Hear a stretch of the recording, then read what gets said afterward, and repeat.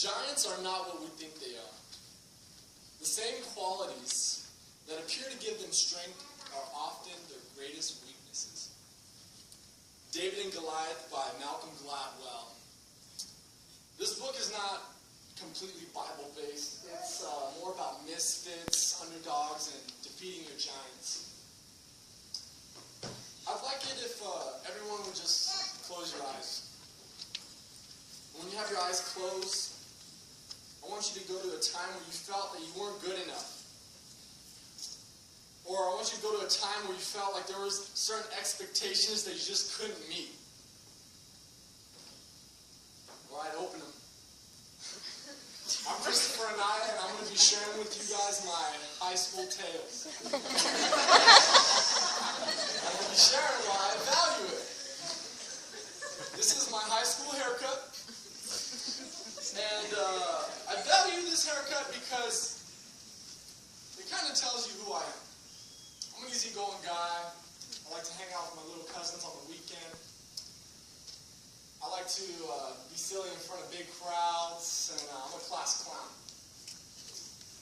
A couple of my friends and I, we took a trip to New Zealand my senior year. It was their family reunion, and they invited me.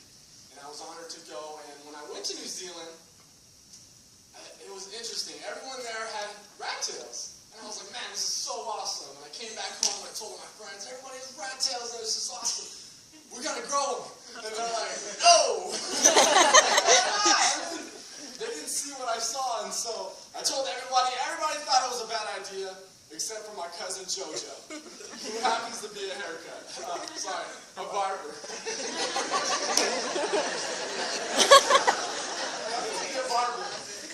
JoJo hooked it up. He cut all my long hair and he left his patch of hair in the back. And I had a rat tail. And I value my rat tail because it was a turning point in my life. It's when I did something because I wanted to do it. And nobody else wanted me to. And what this rat tail represents to me is bravery and courage. See, there was this group of people who really liked my rat tail, and then there's this bigger group who hated it. And like they'd get all grossed out when they see it, and they'd even make some rude comments and they'd say some mean things. But it didn't matter because when I had my rat tail, I was brave. I didn't really care. I was just courageous. It didn't matter. It didn't matter. And then when I cut my rat tail, I still had that same bravery. What this rat tail represents is my everyday battles with acceptance. I am a slave to acceptance. I'm always trying to please people. And a great man once told me, if you live for people's acceptance, you'll die to their rejection. I'll say that again. If you live to people's acceptance, you'll die to their rejection. We all have giants in our lives. And you're never going to please them.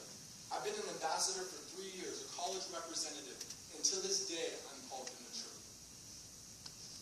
It's weird, but I will never please those group of people who think I'm immature, no matter what I do, no matter what grades I get. We should value items like this because they remind us of who we are. And we all have giants. Giants are not what we think they are. The qualities that appear to give them strengths are often their sources of great weaknesses.